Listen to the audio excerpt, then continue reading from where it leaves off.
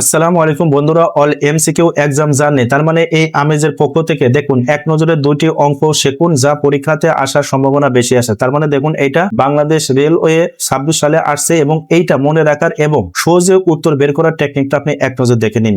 দেখুন বন্ধুরা, প্রশ্নে বলা আছে একটি ত্রিভুজের বাহুগুলোর অনুপাত 1:2 √2:3 হলে এর বৃহত্তম কোণটির মান কত। দেখুন এইটা রেলওয়ে মন্ত্রণালয় 26 সালে আসছে এবং অসংখ্য মন্ত্রণালয় আসছে, এটা জাস্ট আমি রেলওয়ে মন্ত্রণালয় উল্লেখ করছি। তাহলে বন্ধুরা দেখুন এই প্রশ্নের উত্তরমালায় এখানে 4টি এমসিকিউ আকারে প্রশ্নের উত্তর দেওয়া আছে। তার আগে আপনি সহজভাবে অঙ্কটা একবার শিখুন। এই যে এখানে প্রথম ইস্টু, দ্বিতীয় ইস্টু, তৃতীয় ইস্টু এরম থাকলে আপনি সবসময় মনে রাখবেন এই পিথাগোরাসের সূত্র, অর্থাৎ লম্ব স্কয়ার প্লাস ভূমি স্কয়ার ইকুয়াল হলো অতিভুজ স্কয়ার। মানে তিনটা বিষয় যদি থাকে তাহলে সব সময় এই পিথাগোরাসের সূত্রটা ব্যবহার করে এই মানটা নির্ণয় করতে হয়। তাহলে বন্ধুরা যেহেতু এখানে তিনটা বিষয় আছে আর যেহেতু পিথাগোরাসের সূত্র অনুসারে এই প্রথমটা ধরতে হয় 100% লম্ব এবং দ্বিতীয়টা ধরতে হয় ভূমি এবং এই শেষে যেটা থাকবে সেটা ধরতে হয় অতিভুজ। তাহলে বন্ধুরা পিথাগোরাসের সূত্র অনুসারে এই লম্ব বলতে এই প্রথম যে ইস্টু থাকবে এইটা, আর এই ভূমি বলতে এই দ্বিতীয় যে ইস্টুর ভিতর থাকবে সেইটা দিতে হবে এবং ইকুয়ালের শেষে দিতে হবে, এই শেষে যেটা থাকবে সেটা অতিভুজ হিসাবে শেষে রাখতে হবে। তাহলে বন্ধুরা দেখুন 1 স্কয়ার মানে 1 আর 8 এর 2 স্কয়ার মানে এইটা দুইবার, একই জিনিস পাইবে দুইবার, এগুলো আপনারা জানেন। আর এখানে 3 স্কয়ার মানে 3 3 9,